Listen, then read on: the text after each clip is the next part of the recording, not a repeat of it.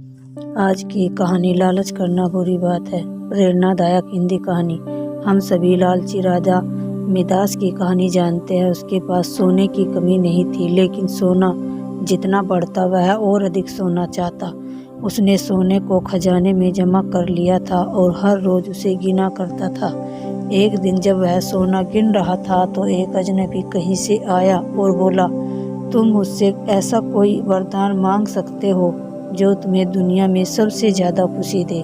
राजा खुश हुआ और उसने कहा, मैं चाहता हूँ कि जिस चीज़ को छूं वह सोना बन जाए। अजनबी ने राजा से पूछा, क्या तुम सचमुच यही चाहते हो? राजा ने कहा, हाँ। तो अजनबी बोला, कल सूरज की पहली किरण के साथ ही तुम्हें किसी भी चीज़ को छूकर सोना बना देने की ताकत मिल जाएगी। राजा ने सोचा कि वह सपना देखा होगा, यह सच नहीं हो सकता। अगले दिन जब राजा नींद से उठा तो उसने अपना पलंग छुआ और वह सोना बन गया। वह वरदान सच था। राजा ने जिस चीज़ को छुआ वह सोना बन गई। उन्होंने खिड़की के बाहर देखा और अपनी नन्ही बच्ची को खेलते पाया। उसने अपनी बिटिया को यह अजूबा दिखाना चाहा और सोचा कि वह खुश होगी, लेकिन बगीचे में जाने से पहले उसने एक किताब पढ़ने की सोची। उसने जैसे ही उसे छुआ वह सोने की बन गई। वह किताब को पढ़ न सका।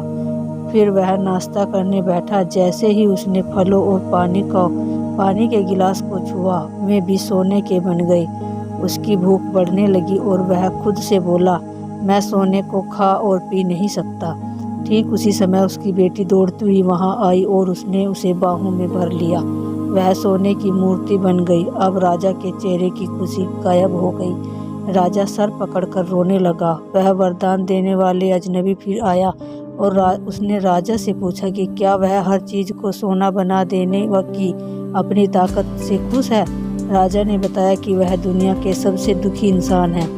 राजा ने उसे सारी बात बताई। अजनबी ने पूछा, अब तुम क्या पसंद करोगे, अपना भोजन और प्यारी बिटिया या सोने के ढेर और बिटिया की सोने की मूर्ति?